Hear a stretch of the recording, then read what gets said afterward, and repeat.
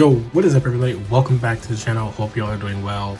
Today is a very good day. We finally got our shipment of the future trunks, Super Saiyan trunks, Boy from the Future. And let me tell you, it's been a long wait. Now, Golden Week happened and whatnot, so that took like an extra week off of delivery because they had a vacation for that whole week in Japan, I believe. So, you know, power to them for being able to have that week off like that. Just for everything. But man, the wait was crazy. Everybody that had theirs, I was like, man, I cannot wait to mess with this figure. But he's here, and honestly, listen, I did take him out the box because all the complaints and all that stuff, I wanted to see how real it was, how superficial everything was. And let me say, they're valid, but maybe a little bit over exaggerated. Now, I'm not denying that the issues are there. Again, they're valid, but I think some people are over exaggerating just a little bit. I think that in this figure, they definitely should not be using that Vietnam factory because it's consistent issues whenever we get figures from there. And I'll kind of bring some other figures that we've gotten from just the Dragon Ball line from Vietnam factories, but it seems like a consistent thing with them. And I'm not sure why that is as of late, but yeah, for this at this point in time, I think that they need to kind of figure out what is the reason that stuff is happening there for, because you know, this is a $67 figure for US retail, and yes, it is annoying to have those slight grievances with the figure. I get it. So yeah, anyways, let's just get straight into unboxing and going over all of his accessories. So as I said, I did already, you know, open the figure. You know, we got the box open already. No shipper box, of course, but yeah, I still love that. I do miss a little bit of the paper instructions, but I get that they, you know, are trying to save, you know, without having all that paper waste and everything. But overall, yeah, great box as usual. Move that to the side. Now, as you can see, he's getting 2, 4, 6, 8, 10, 12 pairs of hands. He's getting his sword, the sheath, and the strap. He's getting a total of 4 SSJ faceplates and 1 Super Saiyan, one base head faceplate, which I get the complaint about that too, that just having the one stagnant stare down face is a little annoying, but you know, at least they gave you one. You know, they could have just said, you know what, here's a Super Saiyan trunks and we'll give you this base head later. And it's not out of the realm of possibility to say that they'll throw in more base heads with somebody else, because they like doing that lately. And despite doing kits at this point, which we're going to have our first official Goku kit coming in about a month or two. So yeah, I don't know. We'll have to see how the future of those go, but I would like to see them focus more on, if you're not going to give us all of the faceplates that you could give us in a release, do it with an accessory pack and make that more worthwhile for us. Don't keep, you know, giving it to characters, especially premium Bandai characters at that point, because these general releases definitely deserve not to have that exclusivity tied to them like that. So that's just my opinion. But yeah, let's open the box, or the plastic case, and briefly just go over the figure. So we'll go over a little bit of the faceplates and stuff first. Here you've got your gritting teeth face. Faceplates look excellent, no blemishes or anything so far. Move that to the side. Oopsie daisy, dropped one. We've got the yelling face,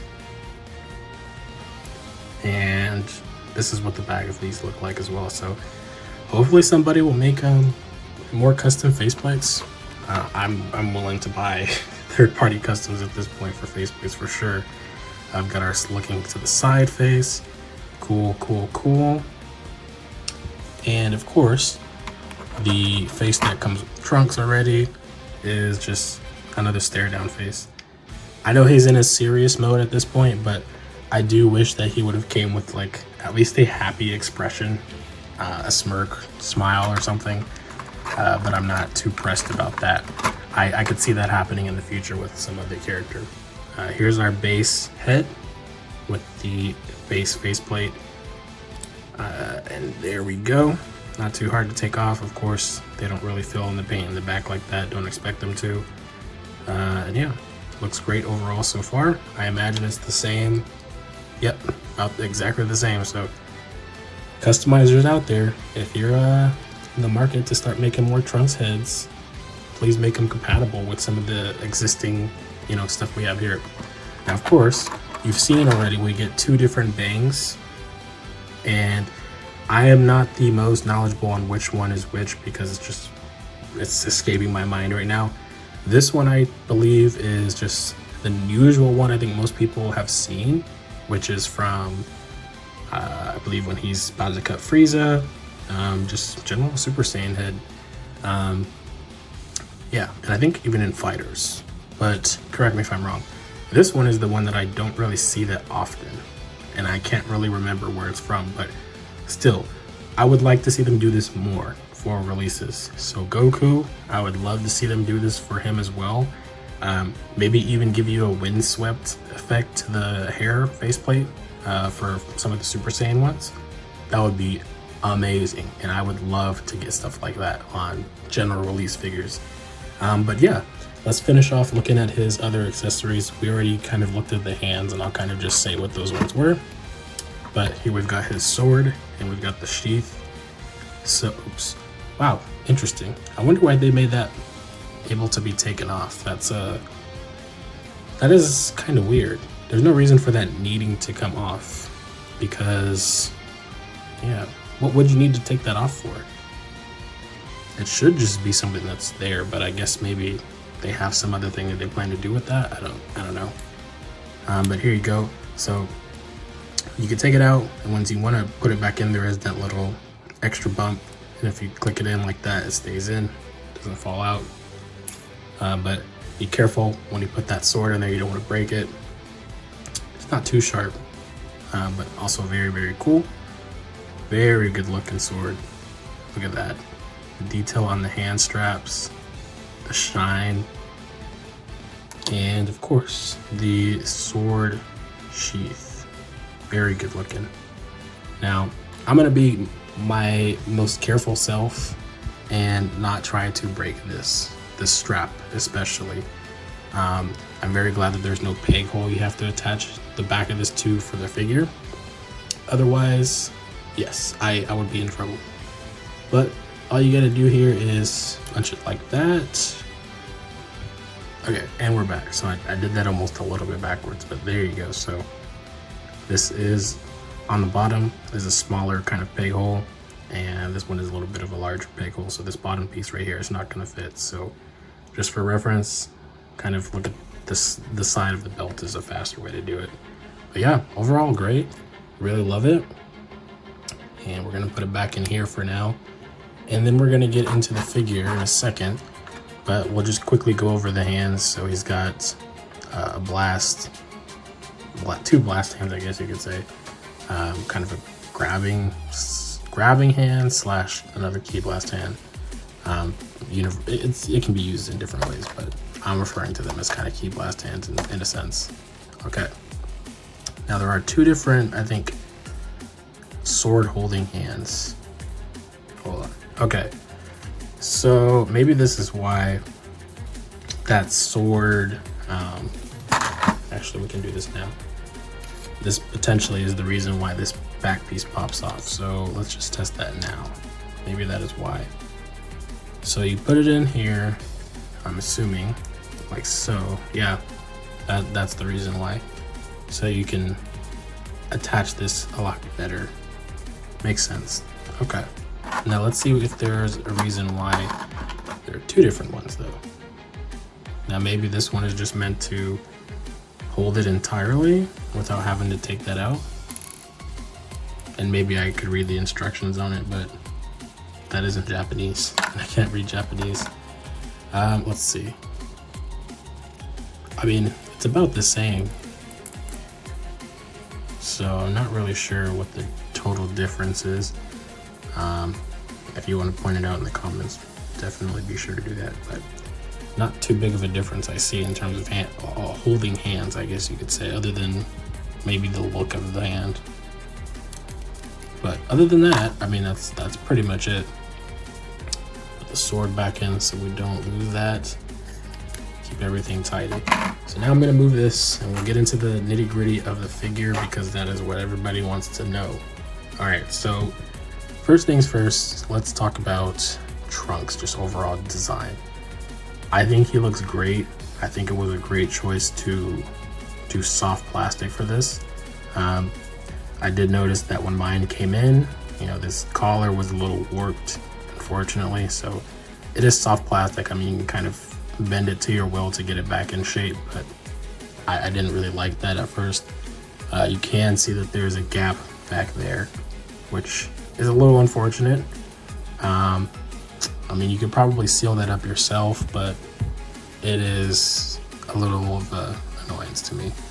But nothing too crazy that I'm gonna sit there and, you know, cry about, I guess you could say. It's something that is a design choice for them that I think in the future, if they did another one with the same kind of aesthetic and a jacket, like DBS Trunks or something, maybe make that not open. I do get that it's meant so we can have this extra articulation back here, but you know, it's definitely a design choice that everybody feels differently about. Overall on the body, let's see, I heard complaints about skin tone, and I can't really see that on him here too much in terms of a different skin tone. It looks like it's pretty much about the same from here. A little bit of bleeding paint on the shirt from the skin tone, but not anything too crazy. Otherwise, yeah, I mean, the pants, a little glossy. I heard people saying they would like a matte finish. Personally, it doesn't bother me too much. I mean, I could always just say it's kind of the shine effect of him being in Super Saiyan, a little glossy look. He would technically have an aura over him or something. That's the way I could say that, but everybody looks at it differently. Of course, the belt is a separate piece. I do like that. Makes it easier to pose, and you can twist and turn as you will. But yeah, let's get straight into articulation and talking about the, you know, complaints with said articulation and whatnot. So first things first, let's see how well he can do his T-pose. Pretty well. Let's see, 90 degrees. Can he go and then some? He can, a little bit. All right, we've got our swivel that you can see there. Now, of course, it's gonna be blocked a little bit by this, you know, collar or folded cuff piece of his jacket. And therein lies the big issue people are talking about.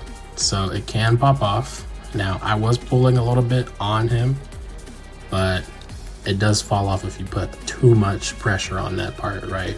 So, hold on, like if I pull it, see, it takes a little bit of pulling to actually get it off if I'm pulling down.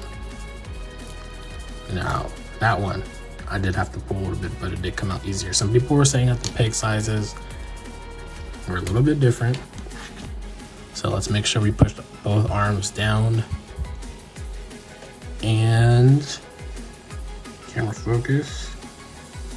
They might, yeah, in terms of width, yeah, they're different sizes. Let's see if that means each side of the arm is different size. Yeah, they kind of are on each side, but I don't really think that's too much of a problem because, I mean, the arms are not like just loosely falling off at the same time, but I definitely can see the complaint when you're attempting to pose and whatnot. It does make it a little bit annoying. While we're here, let's finish the top portion of the articulation because the next part of this is going to be talking about this mid joint in the legs. So getting into the head, that's how far he can go left, how far he can go right. And of course that collar is going to block him going back a little bit. That's as far back. And without the neck, that's as far as he can go forward. With the neck, that's as far as he can go forward. And of course you can twist the neck left and right. Now, we move this back and you get that gap opening up very big right there. Now this isn't the biggest issue for me. I mean, I could still see it, but I don't think I would be posing him like this in the first place anyway. But yeah, the fact that you can see that much inside and that's that big of a gap is a little crazy. I don't recall SSJ4s being like this, and we'll take a look at them later, but yeah, that's a big thing as well. And let's do the rattle test. So the top portion is not as rattly, however the bottom portion, super rattly. Now it's not loose as in terms of it can't hold poses. It can hold poses, but these are loose, very loose. And one thing that reminded me of when I was messing with this earlier is the Super Saiyan or Full Power Super Saiyan Goku. This was also made in a Vietnam factory, and he has kind of the same issue with this leg. Specifically for me, mostly his leg is just like super wobbly. You kind of can hear that hopefully. This leg is a little bit more stable, but still, you can kind of feel the wobbliness when you're actually messing with it. It's a little too wobbly, but it can still hold poses and it can still do all the necessary things. It's just something internally is loose in there and rattling that you can hear all that. So that's a problem. That's a concern for a $67 figure. Yes, you don't want your figures to be loose, especially paying for that much money. Like, imagine dropping almost $100 for it's a valid point here. Imagine dropping $100 or $120 for Metal Core. He comes and he's super rattly and super loose, has these same issues, and you're like, well, $120 for chrome plating is not really worth it at that point, right? If you can't have good quality control, what is even the point at that point? I just use the same word twice. But yeah, that's valid concern, and I totally understand that. So yeah, that's something I definitely think needed to be brought up. But yeah, getting back into just the leg articulation in and of itself. But yeah, let's just show this off. It can do a full 360. Legs can go all the way up. They don't come down. 90 degree, and then some more. And then for the ankle, you can go down a little bit. It's blocked by that back piece of the shoe. We got toe swivel. Then you have the toe hinge, a little bit looser here. Sometimes it's a good thing, sometimes it's a bad thing for me personally. I like when it's just in the middle, so it's like you do have to put a little bit more pressure to get it up, and it's still like lightly loose, but it's not like easily up where it can go like that. But yeah, so overall, oh yeah, I probably should go over this. I mean, there you go, I'm not to pull the arm that way. But this butterfly joint right here, let me put the arm back on. Oh geez. Okay. There you go. A better view of the butterfly joint as well. So yeah, I mean, overall, it's a decent figure. It's not the best figure ever, but it's decent. Is it worth your 60 bucks? I'm gonna be like yes and no, right?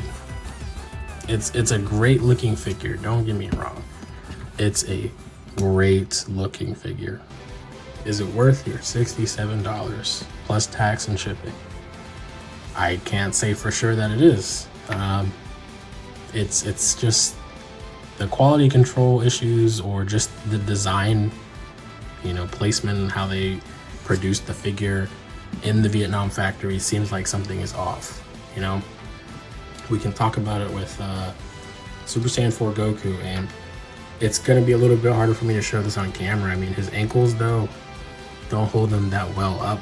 His legs don't rattle, and you don't really see like the joints like that in the underneath, but his ankles are very loose and he can't hold the pose sometimes and he'll fall. The face plates that came and I think this is either more of a design flaw, or because it happened twice too. This is not the first time. They did a reissue this year, or this year or early last year. Yeah, I think it was this year. And hopefully you can see that. Yeah, these faceplates are meant to kind of align with the actual bang, I believe, but they don't. So you can still notice it, you know, if you're looking right at it, his forehead, and you can still see these ridges, which is unfortunate, but it's part of either the design flaw or just coming out of Vietnam factories in general. Now, I know people are going to be like, well, why are you calling out Vietnam factories and whatnot? It's literally on the box, man. I'm sorry to tell that to you, but I'm not trying to get into arguments with people on Instagram about this stuff. It's on the box, and we've known that it was going to be made in Vietnam for a long time. And this is why people were worried before the figure came out, because we just had these feelings about quality control issues or design flaws. And here it is. So yeah, it's there. You can't deny it. Tamashii, if you're going to do a reissue of this guy next year, I highly recommend looking at the issues that come from the Vietnam factory and why those issues happen. Of course, I don't know. I'm not working there. I don't have any inside source there, but it definitely is just something that is weird that it would keep happening consistently at this point. For what we call 2.0s into 3.0s into 3.5s, it's just an unnecessary thing to keep happening. And I hate to say it, but spending $67 of your money is not worth it for this. If you really care about articulation and your figures being up to par, you know, maybe see if you can get it for a discount. That's the best I can put it. If you wait for like Barnes & Nobles and collector stores that get it, I would say go to Barnes & Nobles, use your Barnes & Nobles membership, get that discount, because then you'd save some money, like $10 maybe, or a few dollars, $5, whatever it is. Gift cards, whatever. Just right now, I feel like it's a cool figure, it's great, but it's not worth that $67. You know, it's unfortunate to say. I think this is the first figure I would say no. Probably just see if you can get it cheaper. But maybe my opinion is different. You know, people will disagree with that, but it's one of those things I just can't fully say it's worth. You know what I mean? I think it's great to pose and mess with, but I don't know. For the general collector, it just seems like something that they would be pretty upset with. And I'm looking at it from that standpoint, as opposed to a person like myself who is gonna collect these no matter what, because I enjoy the line, and I'll put up with the issues, but I'll still call out what I can if I feel like it's an issue. So yeah, I think that's pretty much where I'm gonna end it off there, because I don't want to keep going in circles. But yeah, great to pose, great detail, articulation is great, but there are definitely design flaws with the articulation and design internally. So that is where the problems really lie. Again, it's a design choice to do that back piece like that, where you can see the gap in the collar. I think that they could change that in the future. If they do a reissue, maybe seal that up a little bit. Maybe put it in the middle, a little closed spot so you can look a little tighter. And yeah, maybe do something different with the arms. Maybe they were planning to do cross arms. I can't say for sure. But yeah, overall, give this probably like, I don't know. I don't want to be bad and say like it's a horrible figure, but probably like a 7 out of 10 is what I'll give this figure. So with that, I'm going to end it there. I'm going to get into reviewing some other figures that came, because I had a whole bunch come in, plus the Taunton Art Toy sets. Can't wait to get into those. But yeah, be sure to check those out. If you didn't already, check my comparative review or comparative overview of the SSJ5's Kong Studios. You can also check out various other reviews like Second Form Frieza, or just general news videos, or you can check the community tab. That's where like news goes like the quickest. So with that, I'm going to sign off. Catch you guys in the next video. Peace.